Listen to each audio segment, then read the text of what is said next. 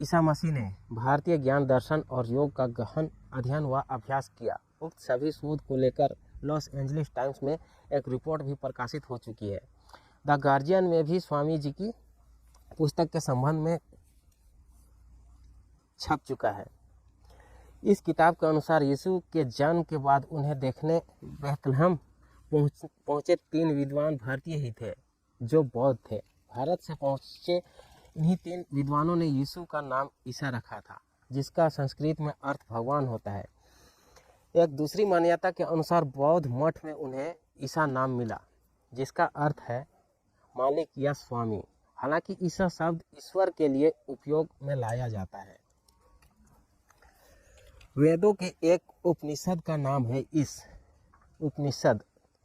इस या ईसान शब्द का इस्तेमाल भगवान शंकर के लिए भी किया जाता है। कुछ विद्वान मानते हैं कि ईसा इब्रानी शब्द येशुआ का अपभ्रंश है, जिसका अर्थ होता है मुक्तिदाता, और मसीह शब्द को हिंदी शब्दकोश के अनुसार अभिषिक्त मानते हैं, अर्थात यूनानी भाषा में क्रिस्तोस, इसलिए पश्चिम में उन्हें यीशु ख्रिस्त कहा जाता है। कुछ विद्वानों के अनुसार संस्कृत शब्द ईसा ही जीसस हो गया। यहूदी इसी को ईसा कहते हैं। ऐसा लिखित रिकॉर्ड मिलता है कि जीसस लद्दाख से चलकर ऊंची बर्फीले पर्वतीय चोटियों को पार करके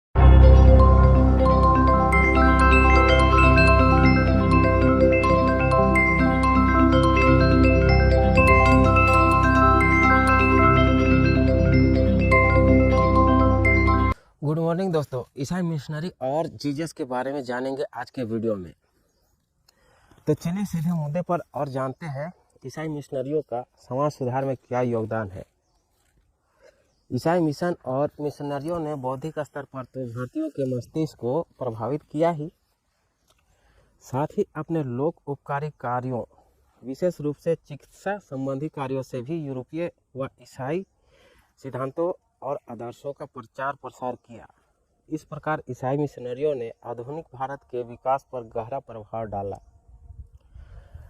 और उन्होंने भारत के सामाजिक सुधार और सामाजिक उत्थान में भी निसंदेह रूप से महत्वपूर्ण योगदान दिया।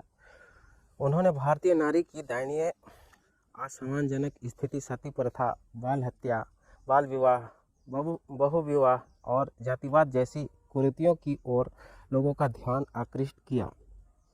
इन सामाजिक व्याधियों को समाप्त करने में ईसाई मिशनरियों का बहुत बड़ा योगदान है। ईसाई धर्म को क्रिश्चियन धर्म भी कहते हैं। इस धर्म के संस्थापक प्रभु ईसा मसीह है। प्रभु ईसा मसीह ने जीवन भर लोगों को प्रेम, दया, क्षमा और सेवा का पाठ पढ़ाया। बाइबल में उनकी कहानी मिलती है। पहला उनके पैदा होने की कहानी, दूसरा जब वे 7 साल के थे तब वे एक त्योहार के समय मंदिर में जाते हैं, तीसरा जब यरूशलेम पहुंचकर यूहन्ना से बपतिस्मा लेते हैं, चौथा जब उनके शिष्यों के साथ वे रहते हैं, उपदेश देते हैं, पांचवा जब वे अंतिम भोजन करते हैं, और छठा जब उन्हें सूली पर लटका दिया जाता है, और अंत में जब वे फिर से जी उठते हैं। 30 वर्ष की उम्र में यरूशलेम लौटकर उन्होंने यूहन्ना से दीक्षा ली। दीक्षा के बाद वे लोगों को शिक्षा देने लगे। 3 साल बाद अर्थात 39 साल की उम्र में उन्हें सूली पर लटका दिया गया। पहली मान्यता है कि शुक्रवार को ईसा मसीह को सूली दी गई। उस दौरान यीशु के क्रूस के पास उसकी माँ, मौसी, क्लोपस की पत्नी मरियम और मरियम मगदलिनी खड़ी थी। ईसा मसीह को सूली पर से उतारने के बाद एक अनुयायी शव को ले गया और उसने शव को एक गुफा में रख दिया।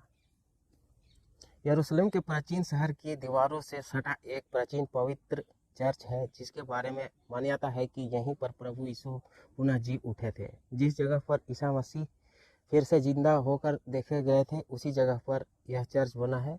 इस चर्च का नाम है church of the holy sculpture के भीतर ही ईसा मसीह को दफनाया गया था। माना यह भी जाता है कि यही ईसा मसीह ने अंतिम भोजन भी किया था। रविवार की सुबह जब अंधेरा था तब मरियम मगदलिनी कब्र पर आई और उसने देखा कि कब्र से पत्थर हटा हुआ है। फिर वह सिमोन पतरस और उसके दूसरे शिष्य के पास पहुंची और उसने कहा कि वे कब्र से यीशु की देह को निकाल कर ले गए। सभी वहां पहुंचे और उन्होंने देखा कि कफन के कपड़े पड़े हैं। सभी ने देखा वहां यीशु नहीं थे। तब सभी शिष्य चले गए, लेकिन मरियम मगदलिनी वहीं रही, रोती बिलखती। मगदलिनी ने कब्र में फिर से अंदर देखा जहां यीशु का शव रखा था। वहां उन्होंने श्वेत वस्त्र धारण किए 2 स्वर्गदूत, एक सिरहाने और दूसरा पैताने बैठे देखे। स्वर्गदूत ने उनसे पूछा, तू क्यों विलाप कर रही है? तब मगदलिनी ने कहा कि वे मेरे प्रभु को उठा ले गए हैं। यह बोलकर जैसे ही वह मुड़ी तो उसने देखा कि वहां यीशु खड़े हैं। यीशु ने मगदलिनी से कहा, मैं अपने परम पिता के पास जा रहा हूं और तू मेरे भाइयों के पास जा। मरियम मगदलिनी यह कहती हुई शिष्यों के पास आई और उसने कहा कि मैंने प्रभु को देखा है। ऐसा भी कहा जाता है कि यीशु ने कुछ शिष्यों को भी दर्शन दिए। बाइबल यूहन्ना 20। बहुत से लोग मानते हैं कि ईसा मसीह पुनर्जीवित होने के बाद प्रभु के राज स्वर्ग चले गए थे। रविवार को यीशु ने यरूशलेम में प्रवेश किया था। इस दिन को पाम संडे या खजूर पर्व के रूप में मनाया जाता है। शुक्रवार को उन्हें सूली दी गई थी, इसलिए इसे गुड फ्राइडे के रूप में याद किया जाता है। और रविवार के दिन मैरी मगदलिनी ने उन्हें उनकी कब्र के पास जीवित देखा। जीवित देखे जाने की इस घटना को ईस्टर के रूप में मनाया जाता है। ईसाई समुदाय मानते हैं कि एक दिन ईसा मसीह पुनः यरूशलेम लौट आएंगे क्योंकि वे जिंदा हैं। दरअसल ईसा मसीह को सूली पर से उतारने के बाद एक गुफा में रख दिया गया था। उस गुफा के आगे एक पत्थर लगा दिया गया था। वह गुफा और पत्थर आज भी मौजूद है। ईसाइयों का मानना है कि सूली पर मरते समय ईसा मसीह ने सभी इंसानों के पाप स्वयं पर ले लिए थे और इसलिए जो भी ईसा में विश्वास करेगा उसे ही स्वर्ग मिलेगा। हालांकि कहा यह भी जाता है कि मृत्यु के 3 दिन बाद ईसा मसीह वापस जी उठे थे और 40 दिन बाद सीधे स्वर्ग चले गए थे। लोगों का यह भी मानना है कि सन 80 ईस्वी में हुए प्रसिद्ध बौद्ध सम्मेलन में ईसा मसीह ने भाग लिया था। एक रूसी अन्वेषक निकोलस नितोविच ने भारत में कुछ वर्ष रहकर प्राचीन हेमिस बौद्ध आश्रम में रखी पुस्तक द लाइफ ऑफ संत ईसा पर आधारित फ्रेंच भाषा में the unknown life of Jesus Christ नामक पुस्तक लिखी है। इसमें ईसा मसीह के भारत भ्रमण के बारे में बहुत कुछ लिखा हुआ है। बहुत से लोग मानते हैं कि ईसा मसीह पुनर्जीवित होने के बाद भारत चले गए थे, लेकिन इसमें कितनी सच्चाई है यह जानना बहुत मुश्किल है। हालांकि बहुत से विद्वान इस पर सवाल जरूर करते हैं। बहुत से विद्वान मानते हैं कि कश्मीर के श्रीनगर के पुराने शहर की एक इमारत को रौजबल के नाम से जाना जाता है। इमारत में एक मकबरा है जहां ईसा मसीह का शव रखा हुआ है। बड़ी संख्या में लोग यह मानते हैं कि यह नाजरेत के यीशु यानी ईसा मसीह का मकबरा या मजार है। इतिहास में पहली बार इसकी चर्चा 1747 में हुई, जब श्रीनगर के सूफी लेखक ख्वाजा मोहम्मद आजम ने अपनी किताब तारीख आजमी में लिखा कि ये मजार एक प्राचीन विदेशी पैगंबर और राजकुमार यूसुफ की है। इसके बाद 1770 में इसके बारे में एक मुकदमे का फैसला सुनाते हुए मुल्ला ने कहा, सबूतों को देखने के बाद यह नतीजा निकलता है कि राजा गुप्तदत्त, जिसने सुलेमान का सिंहासन बनवाया के समय यूसुफ घाटी में आए थे, मरकर जिंदा होने वाले उस महान शहजादे ने दुनियावी चीजों को छोड़ दिया था। वे अपना पूरा ध्यान सिर्फ इबादत में लगाता था। कश्मीर के लोग जो हजरत नूर के बाद पुस्तक बनाए थे, उन्हें उसने ऊपर वाले की इबादत करने के लिए कहा। वो एक ही ऊपर वाले होने की बात कहते रहते थे। बाद में इस मजार में सैयद नसीरुद्दीन को भी दफनाया गया। आधिकारिक तौर पर यह मजार एक मध्यकालीन मुस्लिम उपदेशक यूजा असफ का मकबरा है। लेकिन बड़ी संख्या में लोग यह मानते हैं कि यह नाजरेत के यीशु यानी यीशुआ का मकबरा या मजार है। लोगों का यह भी मानना है कि सन 80 में हुए प्रसिद्ध बौद्ध सम्मेलन में ईसा मसीह ने भाग लिया था। श्रीनगर के उत्तर में पहाड़ों पर एक बौद्ध विहार का खंडहर है जहां यह सम्मेलन हुआ था। कश्मीर में उनको यूस आसफ कहा जाता था। उनकी कब्र पर लिखा गया है कि यह यूस आसफ की कब्र है जो दूर देश से यहाँ आकर रहा, और यहाँ भी संकेत मिलता है कि वह 1900 साल पहले आया। उस कब्र की बनावट यहूदी है और कब्र के ऊपर यहूदी भाषा हिब्रू में लिखा गया है।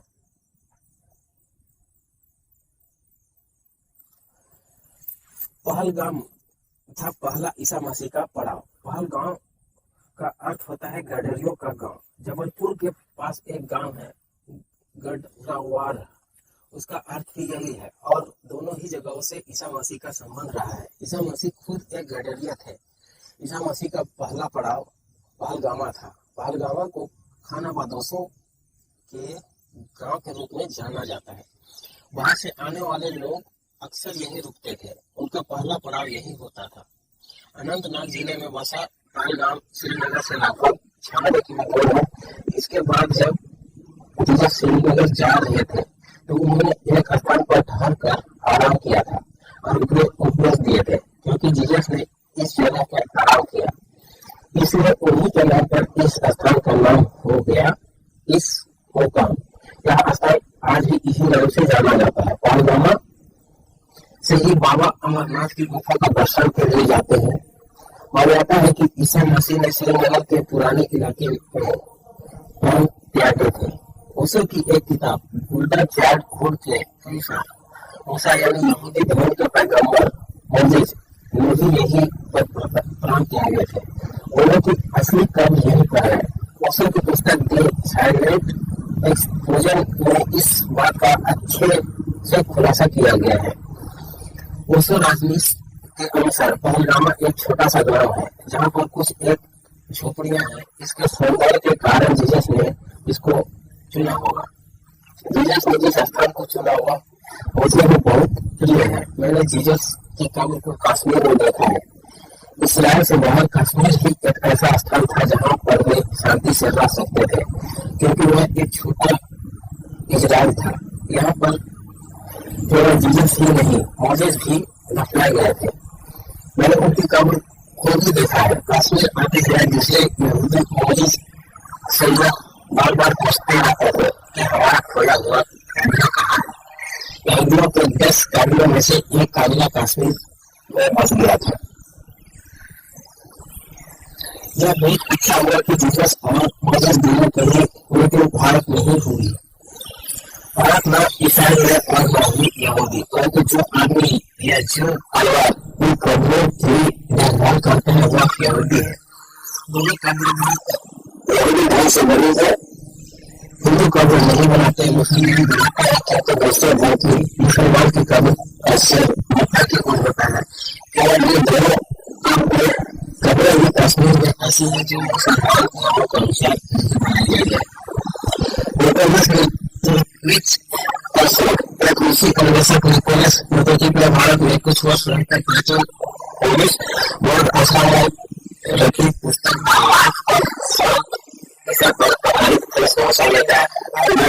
जीसस क्राइस्ट नामक पुस्तक रखी है।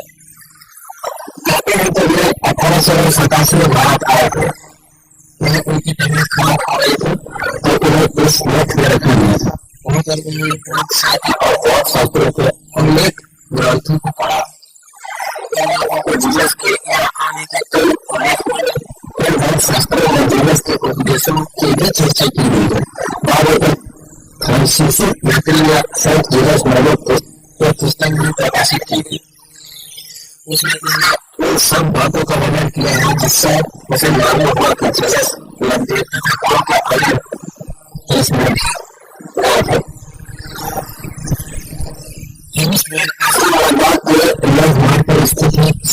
किताब के अनुसार इसमें सिर्फ लोग से भारत आए थे और यह आसान इसी की सिर्फ रोक पर था। उन्होंने 13 से 29 वर्ष की उम्र तक भारत की शिक्षा दी और लोगों की महत्वपूर्ण संख्या से शिक्षा लेकर वे जेरूसलम पहुंचे तो उन्होंने भारत को पता कि मसीहा या बच्चे बन गए।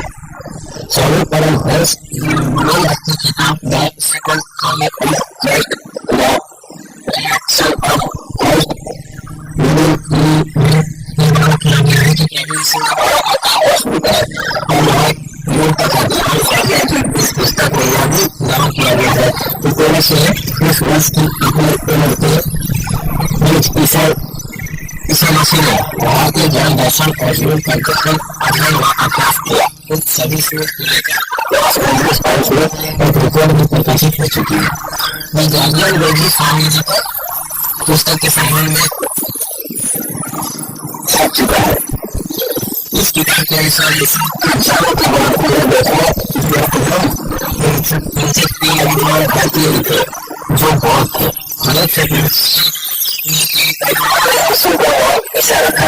जिसका संस्कृत में अर्थ अवगुण होता है। एक दूसरे के अनुसार बौद्ध बुद्ध जिसका हालांकि दूसरा शब्द ईश्वर के लिए उपयोग में लाया जाता है। वेदों के एक प्रेषण का नाम है इस या ईश्वर शब्द का इस्तेमाल भगवान शंकर के लिए भी किया जाता है। कुछ विद्वान मानते हैं कि ईसा इब्रानी शब्द जिसका अर्थ होता है और मसीह शब्द को हिंदी संस्कृत के मानते हैं अर्थात यूनानी भाषा है। इसलिए पश्चिम में उन्हें यीशु ख्रिस्त कहा जाता है। कुछ विद्वानों के अनुसार संस्कृत शब्द ईसा यहूदी इसी को ईसा कहते हैं। ऐसा लिखा मिलता है कि जीसस लद्दाख के से चलकर चोटियों को पार करके कश्मीर के नौबत स्थल पर पहुंचे। जीसस को इस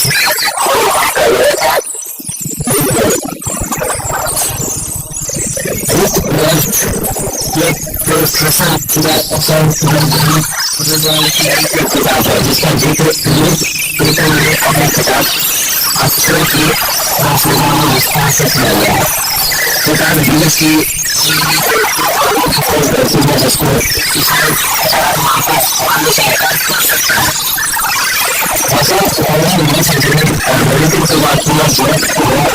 चमत्कार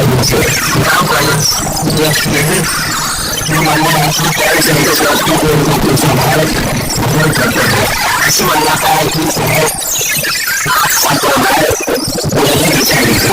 के समय समाधि में समाधि में चले गए थे जिससे मुझे समझा कि हमारे समाज का काम में दफा दिया गया।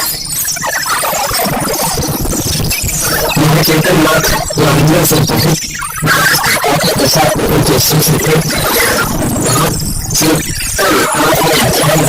देखिए कि ईसानाथ होकर बहुत अच्छा समझ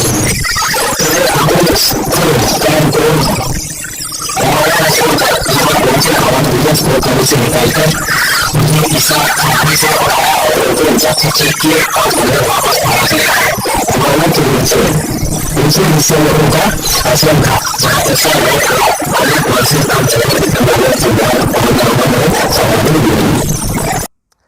तो दोस्तों आज के लिए बस इतना ही। वीडियो कैसा लगा कमेंट करके ज़रूर बताइएगा। मिलते हैं नेक्स्ट वीडियो में, तब तक अपना और अपनों का ख्याल रखिएगा। जय हिंद।